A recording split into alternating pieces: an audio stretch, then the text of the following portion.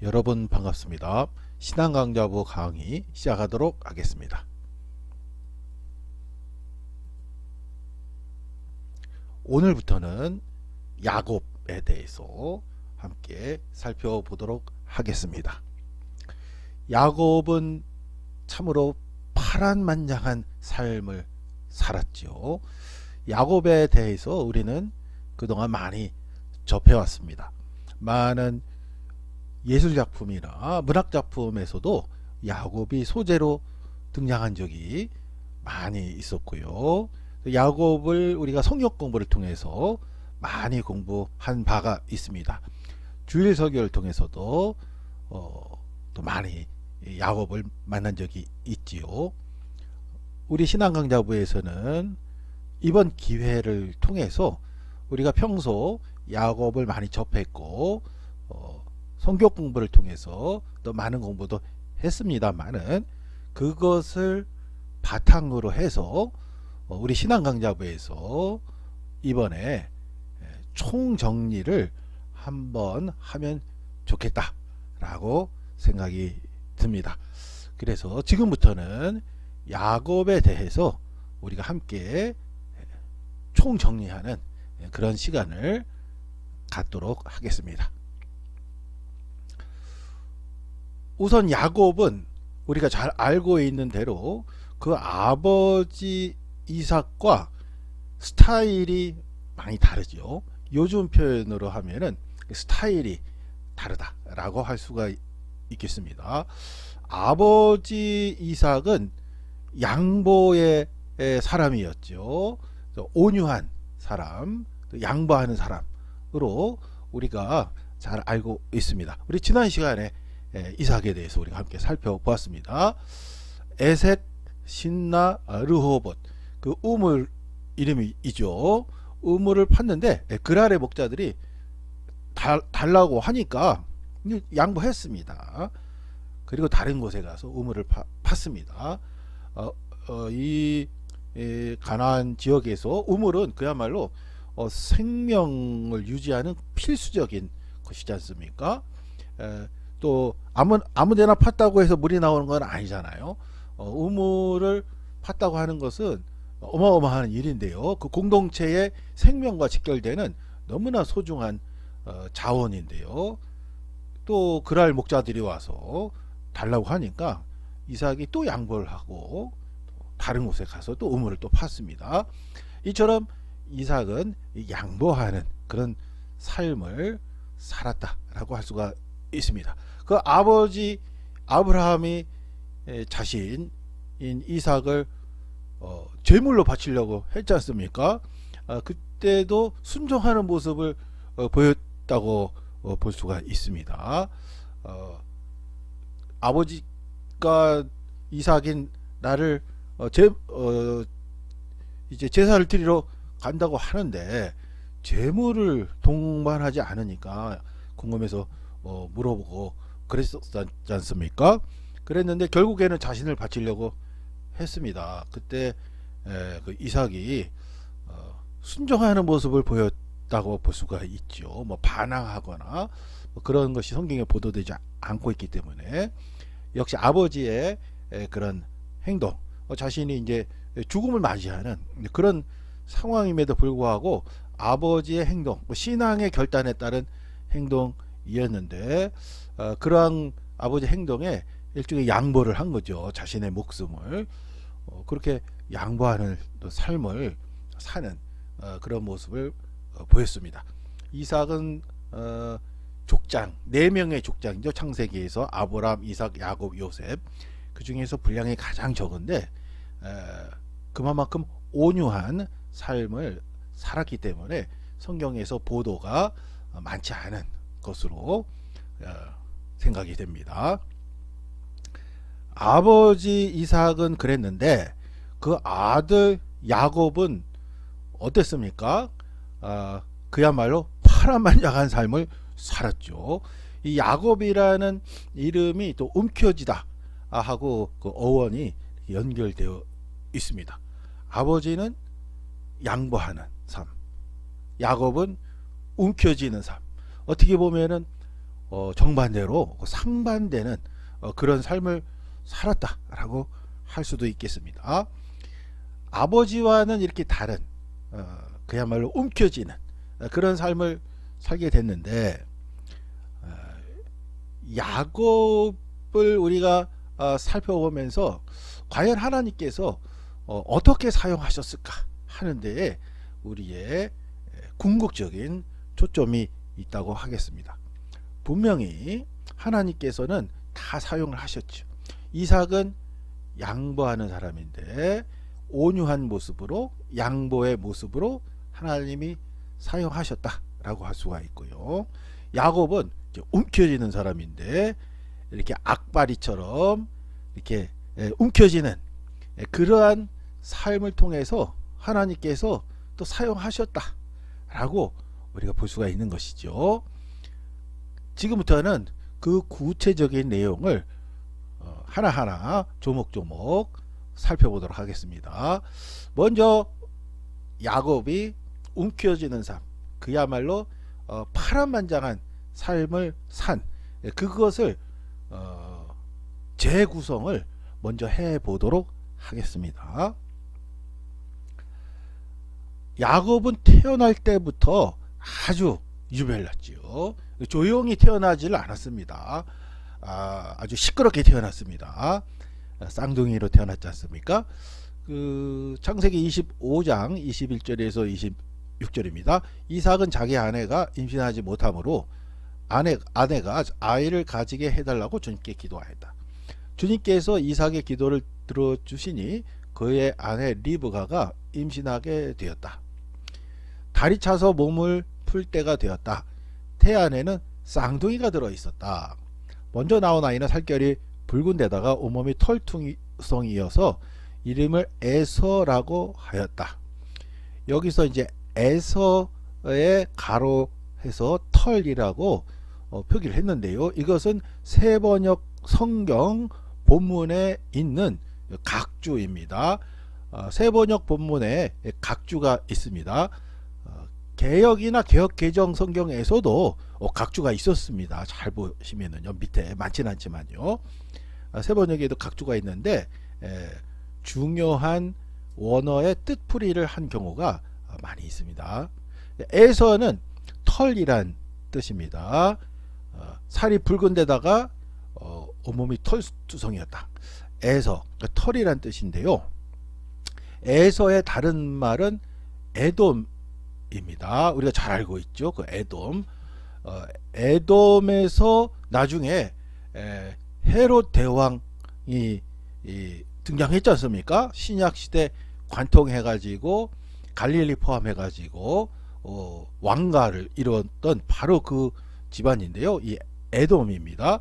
에서의 후예인 거죠. 그래서 에서와 에돔은 동의어처럼 간주되는데, 에돔은 빨갛다라는 뜻입니다. 붉다라는 뜻입니다. 에돔은 붉다. 거의 동의어로 간주되고 있는 에서는 털이란 뜻입니다. 이어서 동생이 나오는데 그의 손이 에서의 발 뒤꿈치를 잡고 있어서 이름을 야곱이라고 하였다. 여기에도 세번역 성경에 보시면 각주가 있습니다. 야곱, 히브리어 야곱은 발 뒤꿈치를 잡다. 그러니까 움켜잡다 라는 뜻입니다. 움켜잡다. 그래서 이삭은 양보. 이삭은 원래 웃다 아닙니까? 사라가 웃었기 때문에 웃다. 그 다음에 야곱은 붙잡다, 움켜잡다 이런 뜻입니다. 그런데 이 단어는 속이다 라는 뜻의 야아케브라는 단어가 있는데, 야아케브에서 파생된 그런 단어라고 할 수가 있습니다. 속여서 움켜잡다. 같은 어원이라고 할 수가 있겠습니다. 야케브에서 야콥이라는 단어가 나왔습니다. 그러니까 속이는 사람이고 자신의 이익을 움켜잡으려고 하는 사람, 속여서까지 움켜잡으려고 하는 사람, 그런 것이 야곱이라는 이름 안에 이미 함축되어 있다라고 할 수가 있겠습니다. 리브가가 이 쌍둥이를 낳았을 때 이삭의 나이는 60살이었다. 이삭이 이제 60살 때 60살에 쌍둥이를 낳았습니다. 이삭이 장가를 늦게 갔지 않습니까? 40살에 장가를 갔는데요. 20년이나 아기가 없었어요. 그래서 기도까지 했죠. 아내가 임신하지 못하기 때문에 기도까지 했죠. 분명히 하나님께서 자손이 하늘의 별처럼 많아질 것이다. 땅의 티끌처럼 많아질 것이다. 바닷가의 모래처럼 많아질 것이다. 약속하셨는데 40살 늦은 나이에 결혼을 했는데 20년 동안 또 아이 소식이 없으니까 이삭도 뭐 걱정은 또 많이 되고 그랬겠죠. 그러니까 기도까지 하고 간절히 기도도 하고 그렇게 했겠죠. 아무튼 그래서 아이를 낳는데 쌍둥이를 낳습니다. 에서와 야곱을 낳은 것이죠. 자, 야곱은 태어날 때부터 아주 악바리로 태어났습니다. 발뒤꿈치를 잡고 있었다고 그래요. 나올 때 같이 이렇게 둘둘둘 나왔던 모양이에요. 태아 때부터 에서의 그 발을 뒤꿈치를 잡고 있었다. 왜 잡고 있었겠습니까? 그렇습니다. 그러니까 에서와 야곱의 이 쟁탈전, 그야말로 그 양보 없는 엄청난 그 쟁탈전, 경쟁이 태어나면서부터 잘 드러나고 있다, 암시되고 있다 라고 볼 수가 있겠습니다. 자, 이랬던 야곱입니다. 태어날 때부터 평온하게 태어나지를 않았습니다. 처음에 태아 때부터 엄마 뱃속에서 형이랑 있었기 때문에 처음부터 편안하게 조용하게 혼자서 세상에 오로지 나 혼자 있는 것처럼 고요하게 엄마 뱃속에서부터 그렇게 있지를 못하고 하여튼간에 그 경쟁 관계와 좀 그렇게 좀 치열하게 태어나면서부터 그랬었습니다. 그랬었는데 우리가 차츰 살펴보겠습니다만은 야곱의 삶이 그야말로 치열한 삶, 그야말로 그 엄청난 파란만장한 삶을 살았는데요. 그런 세월을 다 보낸 것을 야곱은 스스로 다음과 같이 표현한 적이 있습니다. 나중에 야곱이 바로에게 가게 됩니다. 바로 앞에 서게 됩니다. 그 아들 요셉이 총리가 됐거든요. 애굽의 총리. 그때까지만 해도 아들 요셉이 죽은 줄 알았었는데 나중에 살아있다는 것을 알고 막 껴안고 울고 반가워가지고 막 어쩔 줄 몰라 하지 않습니까? 그때 이제 바로 왕 앞에 서게 됐습니다. 그때 바로 앞에서 야곱이 자신의 인생을 다음과 같이 평가했습니다. 야곱이 바로에게 대답하였다. 이 세상을 또 돌아다닌 횟수가 100년하고도 30년입니다. 저의 조상들이 세상을 떠돌던 횟수에 비하면 제가 누린 횟수는 얼마 되지 않지만 험악한 세월을 보냈습니다. 야곱은 자신의 삶을 험악한 세월을 보냈다라고 스스로 평가하고 있습니다. 그야말로 파란만장한 삶을 살았던 것이죠. 야곱은 그렇다면은 바로 앞에 섰을 때 나이가 130살이었는데요. 130살 살 때까지 야곱은 스스로 험악한 세월을 보냈다. 자신의 삶 전체를 험악한 삶이라고 표현을 했습니다. 야곱의 나이를 한번 따라가 보겠습니다. 그 나이에 따라서 야곱의 삶을 한번 재구성을 해보도록 하겠습니다. 야곱이 바로를 만날 때의 나이는 130살이었습니다. 이 세상을 또 돌아다닌 횟수가 100년하고 30년입니다. 그러니까 130살이다. 자신이 그렇게 이야기한 것이죠. 자, 그렇다면은 야곱이 요셉을 낳았을 때는 몇 살 때였는가 하는 것을 한번 살펴보도록 하겠습니다. 먼저 요셉의 나이를 알아야 되겠죠. 요셉은 몇 살 때 아버지 야곱을 다시 만난 것일까요? 계산을 해보겠습니다. 창세기 41장 46절입니다. 요셉이 바로 왕 이집트를 섬기기 시작할 때 그의 나이 30살이었다. 요셉은 바로 앞에서 물러나와서 이집트 온장을 두루 다니면서 살폈다. 요셉이 바로 이집트 바로 왕을 섬기기 시작할 때가 30살이라고 합니다. 그러니까 8년 나가가지고 이제 30살 때부터 했습니다. 나이가 나오는 거는 딱 여기인데요. 30살. 자, 30살에부터 시작을 했습니다. 그렇고 풍년을 이룬 7해 동안 땅에서 생산된 것은 대단히 많았다. 이것은 뭐냐면은 꿈을 해석했지 않습니까? 7년 동안 풍년이고 이어서 7년 동안 흉년이 있을 것이다. 그러니까 바로가 당신이 그러면은 14년 풍년 7년 흉년 7년 요때 당신이 전권을 맡아서 관리를 하시오. 그렇게 된 거지 않습니까? 그래서 총리가 됐는데 풍년 7년 지났습니다. 생산된 것이 대단히 많았다고 합니다. 자, 7년은 지나갔습니다. 이제 흉년이 들었습니다. 흉년 7년을 이제 맞이해야 되는데요. 이 땅에 흉년이 든지 이태가 답니다. 41장 47절에 따르면 풍년을 이룬 7해 동안에 땅에서 생산된 것은 대단히 많았다. 그렇게 됐고요. 45장 6절에 따르면 이 땅에 흉년이 든지 이태가 됩니다. 앞으로 또 5해 동안은 밭을 갈지도 못하고 거두지도 못합니다. 흉년 기간에 접어들었습니다. 그리고 2년이 경과가 됐습니다. 그 시점에서 이제 아버지 야곱을 만나는 그런 사건이 발생하게 된 것입니다. 계산을 해보겠습니다. 30살에 섬기기 시작했습니다. 풍년 7년 있었습니다. 37이면 37세죠.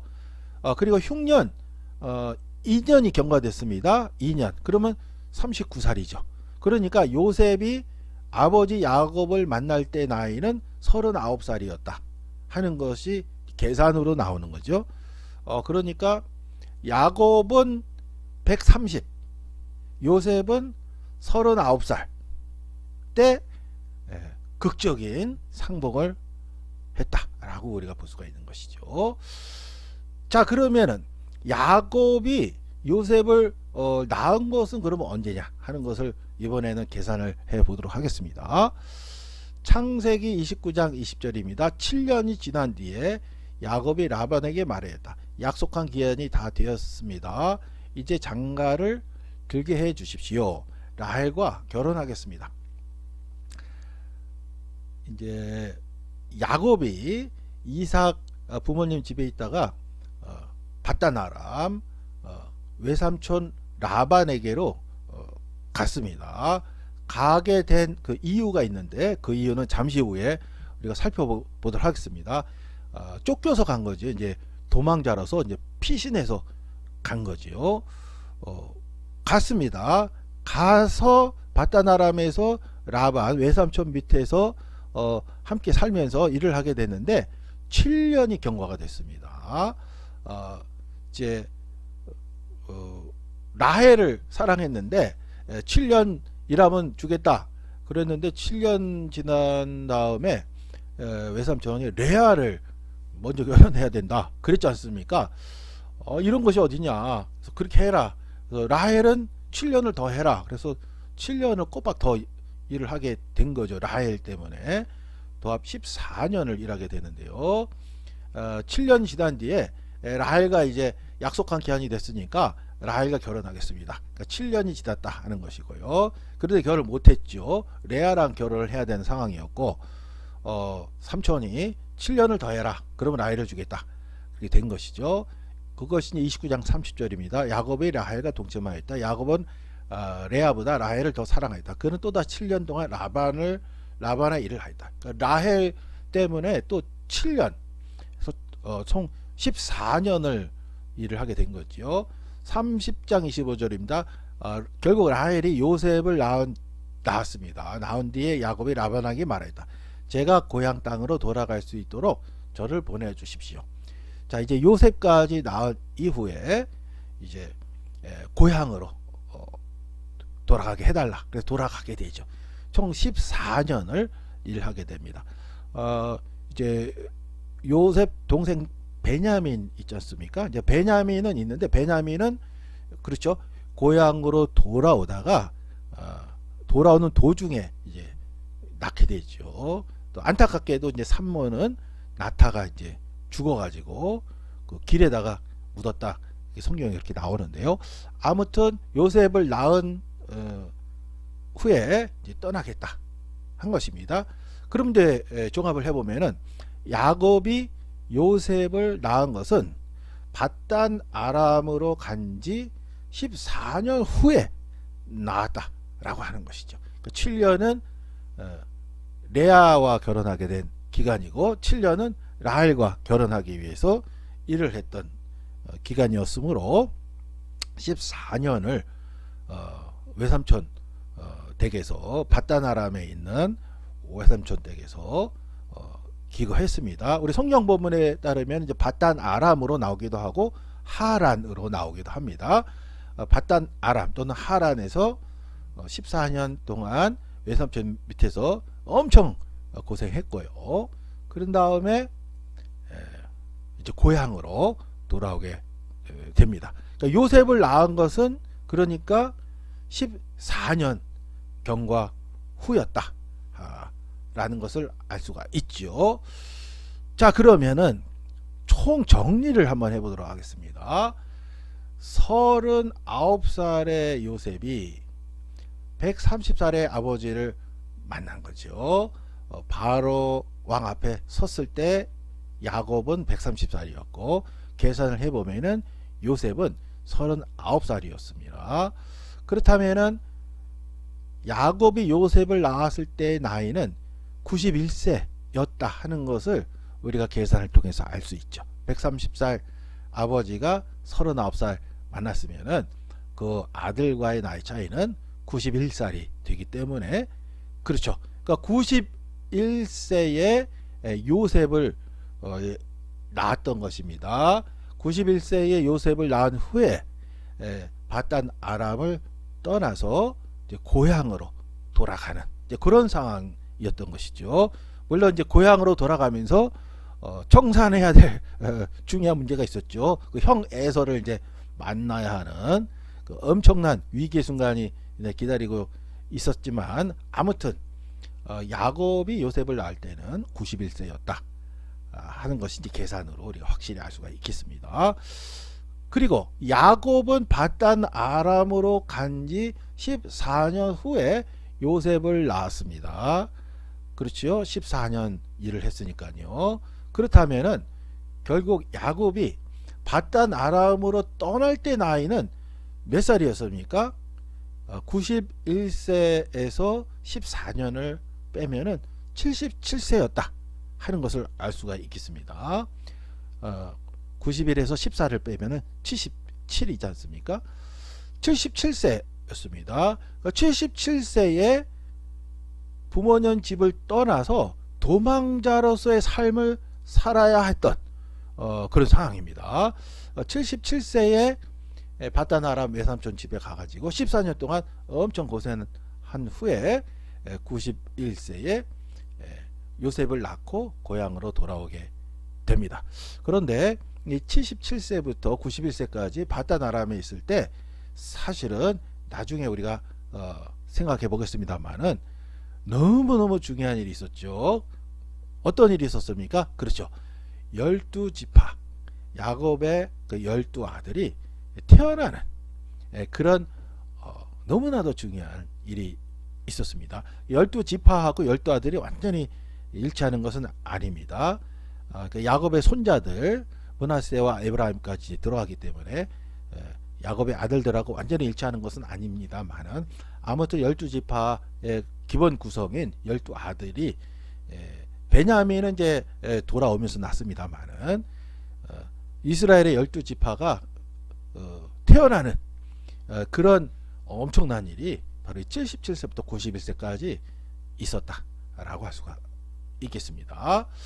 자, 그렇다면은 77세에 도망자의 삶을 살게 됐는데 왜 바단 아람으로 떠나게 됐는가 하는 것입니다. 우리가 이미 잘 알고 있는 내용이지만 창세기 17장 본문을 좀 읽어보도록 하겠습니다. 이삭이 늙어서 눈이 어두워 잘 볼 수 없게 된 어느 날 마다 아들 에서를 불렀다. 이삭이 늙어가지고요, 눈이 어두워서 아예 볼 수 없을 정도로, 앞에 있는 사람도 구분이 안 갈 정도로 이삭이 늙었다, 그렇게 보도되고 있습니다. 나의 아들아, 에서를 불렀어요. 에서가 대답하였다. 예, 제가 여기에 있습니다. 이삭이 말했다. 얘야, 보아라, 너의 아버지가 이제는 늙어서 언제 죽을지 모르겠구나.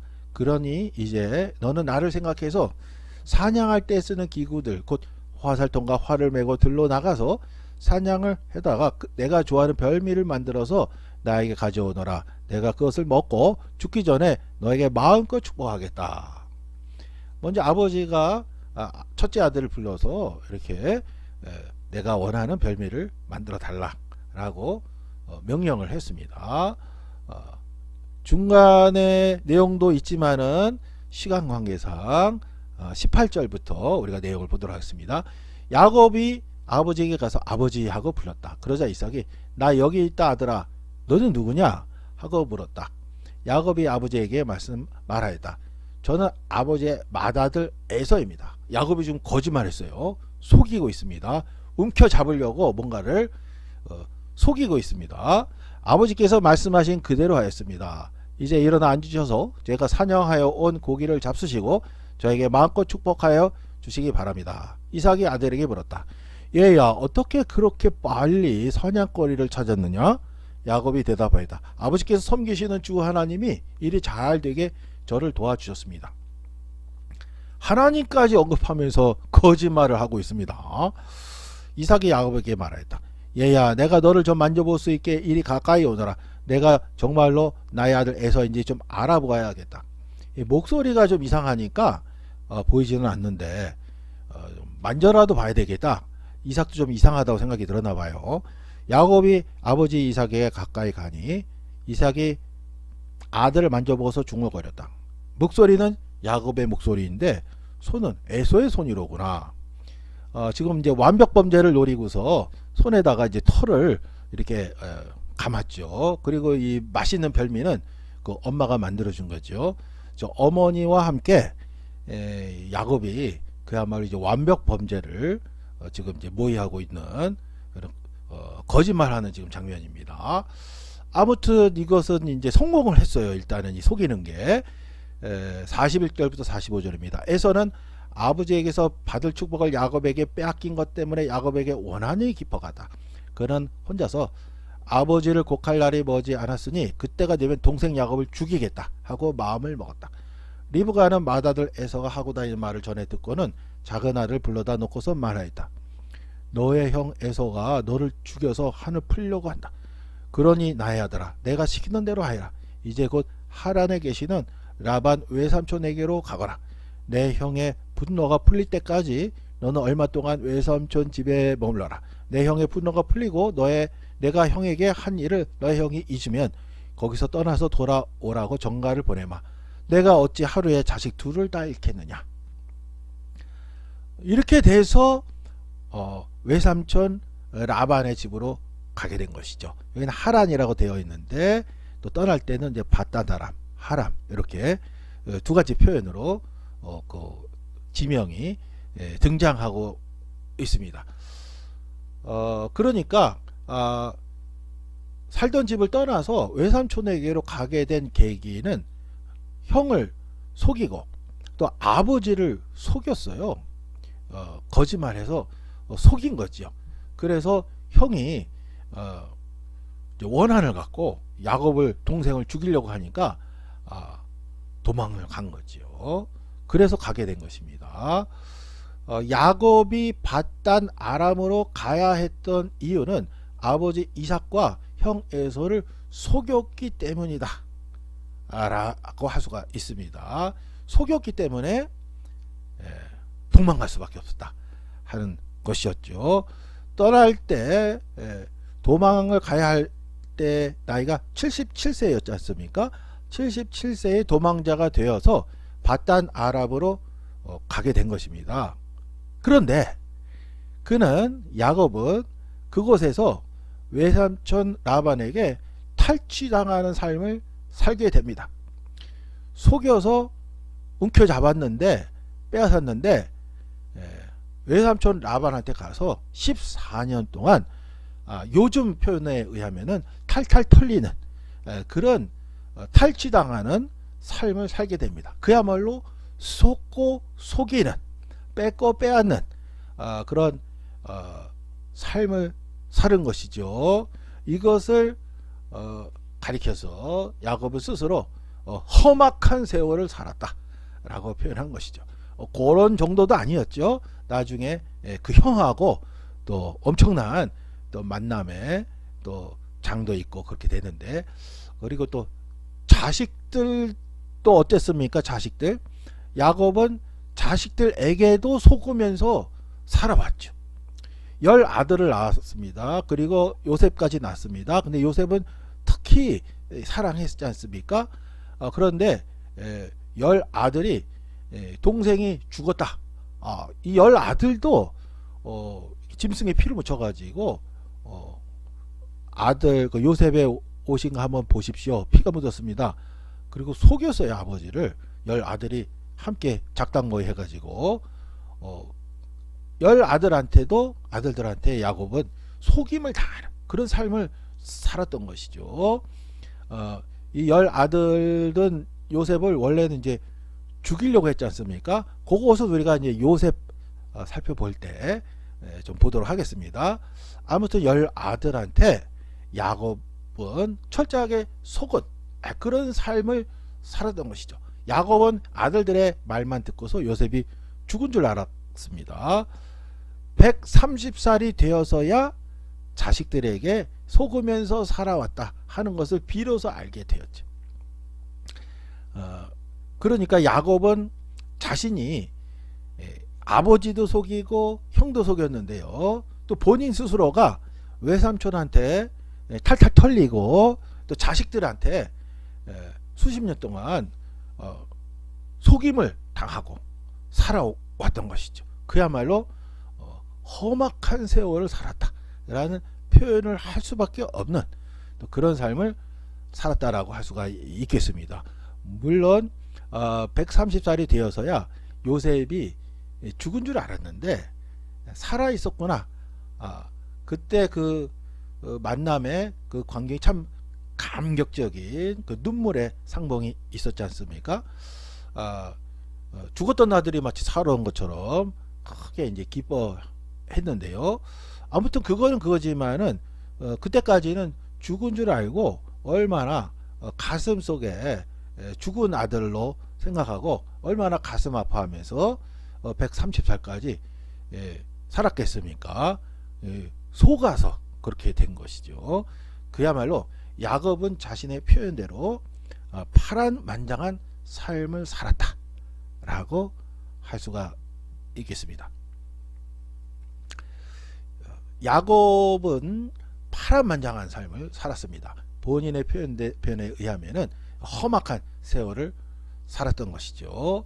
다음 시간부터는 야곱의 이러한 파란만장한 삶, 험악한 세월을 보냈지만 야곱의 삶을 하나님께서 인도하셨습니다. 하나님께서 개입하시고 인도하셨고, 또한 야곱이 속이면서 험악한 세월을 살았지만은, 그러나 또 한편으로는 하나님께서 아브라함에게 주셨던 그 약속을 자신의 약속으로 전수받아서 철저하게 지켜나가는 그러한 신앙의 선조로서의 삶도 철저하게 잘 보여주는 그런 면모가 또 창세기에 드러나 있습니다. 그런 내용들에 대해서는 다음에 함께 살펴보도록 하겠습니다. 오늘 내용은 여기까지 진행하겠습니다. 수고 많으셨습니다.